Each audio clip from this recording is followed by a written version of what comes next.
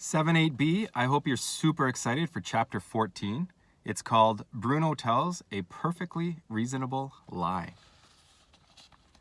For several weeks after this, Bruno continued to leave the house when her List had gone home for the day and Mother was having one of her afternoon naps, and made the long trek along the fence to meet Shmuel, who almost every afternoon was there waiting for him, sitting cross-legged on the ground, staring at the dust beneath him.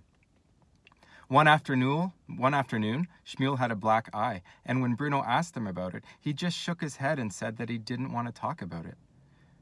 Bruno assumed that there were bullies all over the world, not just in schools in Berlin, and that one of them had done this to Shmuel. He felt an urge to help his friend, but he couldn't think of anything he could do to make it better, and he could tell that Shmuel wanted to pretend it had never happened.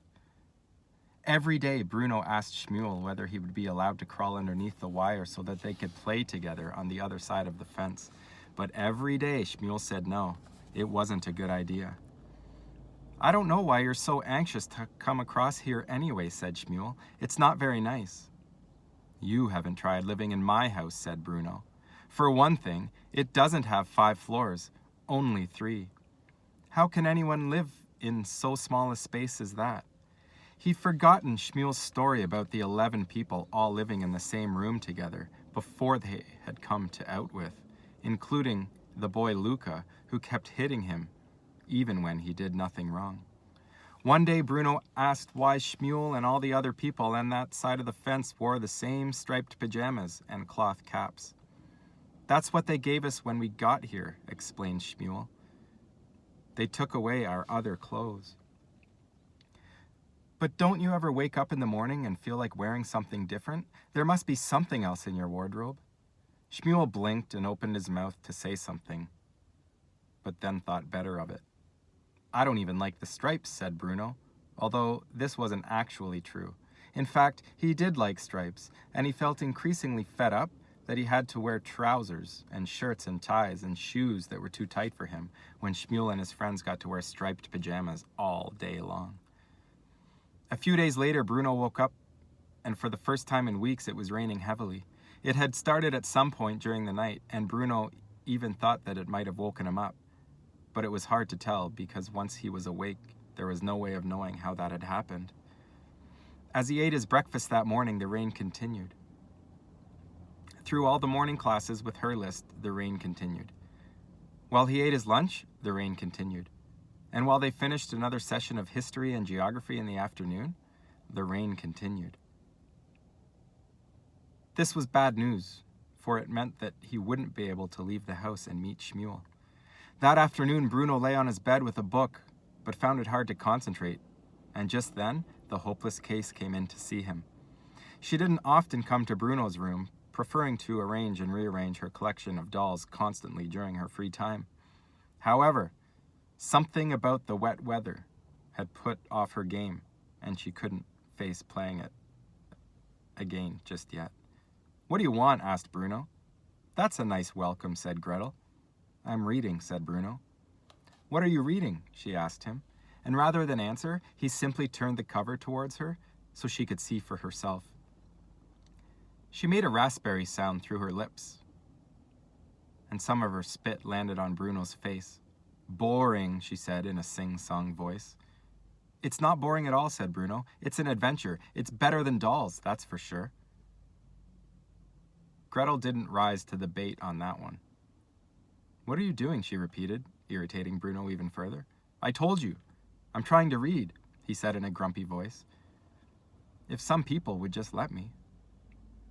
"I've got nothing to do," she replied. "I hate the rain." Bruno found this hard to understand. It wasn't as if she ever did anything anyway, unlike him, who had adventures and explored places and had made a friend. She very rarely left the house at all. It was as if she had decided to be bored simply because on this occasion she didn't have a choice about staying inside. But still, there are moments when a brother and sister can lay down their instruments of torture for a moment and speak as civilized human beings, and Bruno decided to make this one of those moments. "I hate the rain too," he said. "I should be with Shmuel by now. He'll think I've forgotten him." The words were out of his mouth quicker than he could stop them, and he felt a pain in his stomach and grew furious with himself for saying that. You should be with who? Asked Gretel. What's that? Asked Bruno, blinking back at her. Who did you say you should be with? She asked again. I'm sorry, said Bruno, trying to think quickly. I didn't quite hear you. Could you say that again? Who did you say you should be with? She shouted, leaning forward so there could be no mistake this time. I never said I should be with anyone, he said. Yes, you did. You said that someone will think you've forgotten them. Pardon? Bruno, she said in a threatening voice. Are you mad? He asked, trying to make her think that she had entirely made it up. Only he wasn't very convincing, for he wasn't a natural actor like grandmother, and Gretel shook her head and pointed a finger at him. What did you say, Bruno? She insisted. You said there was someone you should be with. Who was it? Tell me. There's no one around here to play with, is there? Bruno considered the dilemma he was in. On the one hand, his sister and he had one crucial thing in common. They weren't grown-ups. And although he had never bothered to ask her, there was every chance that she was just as lonely as he was at Outwith. After all, back in Berlin, she had had Hilda and Isabel and Louise to play with. They may have been annoying girls, but at least they were her friends. Here she had no one at all, except her collection of lifeless dolls. Who knew how mad Greta was after all? Perhaps she thought the dolls were talking to her. But at the same time, there was the undeniable fact that Shmuel was his friend, and not hers, and he didn't want to share him. There was only one thing for it, and that was to lie. I have a new friend, he began. A new friend that I go and see every day, and he'll be waiting for me now, but you can't tell anyone. Why not? Because he's an imaginary friend, said Bruno, trying his best to look embarrassed, just like Lieutenant Kotler had when he became trapped in this story about his father in Switzerland. We play together every day. Gretel opened her mouth and stared at him before breaking into a laugh. An imaginary friend, she cried.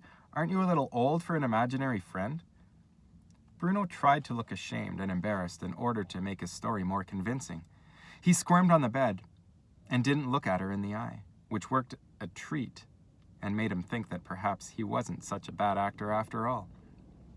He wished that he could make himself go red, but it was difficult to do that, so he thought of embarrassing things that had happened to him over the years and wondered whether these would do the trick. He thought of the time he had forgotten to lock the bathroom door and grandmother had walked in and seen everything. He thought of the time he had put his hand up in class and called the teacher mother, and everyone had laughed at him.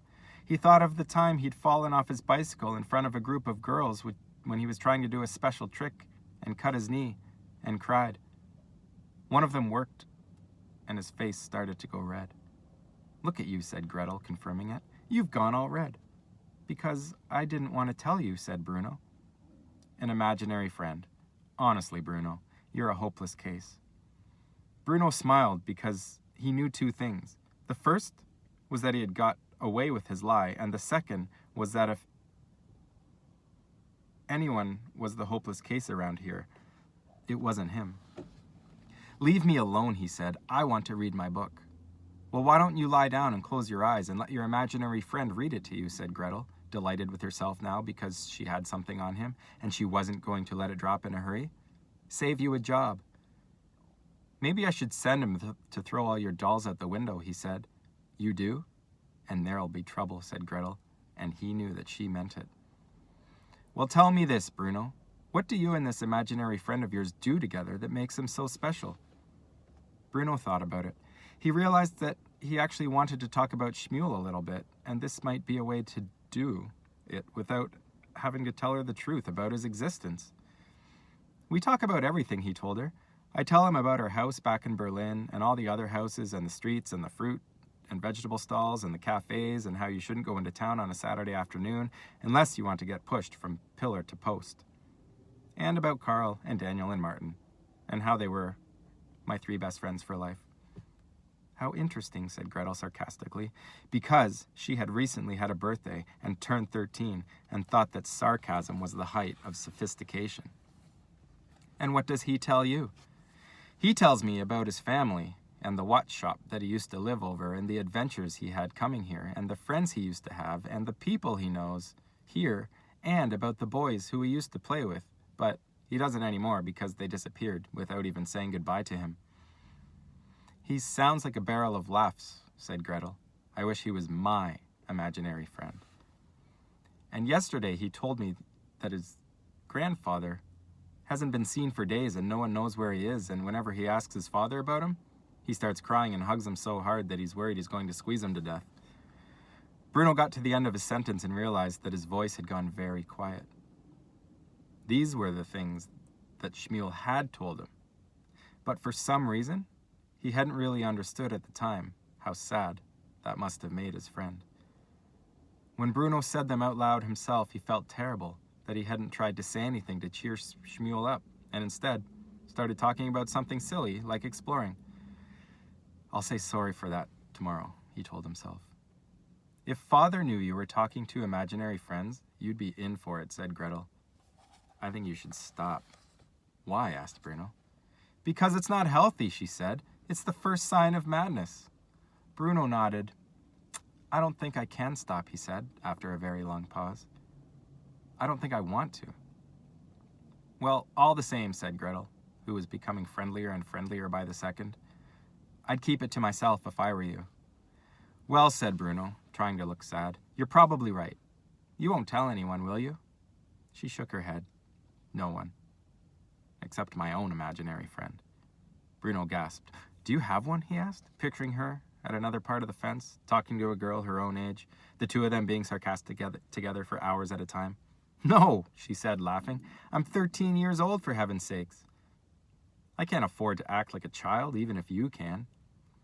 And with that, she flounced out of the room, and Bruno could hear her talking to her dolls in the room across the hall and scolding them for getting themselves into such a mess while her back was turned, that she had no choice but to rearrange them. And did they think she had nothing better to do with her time? Some people, she said loudly before getting to work.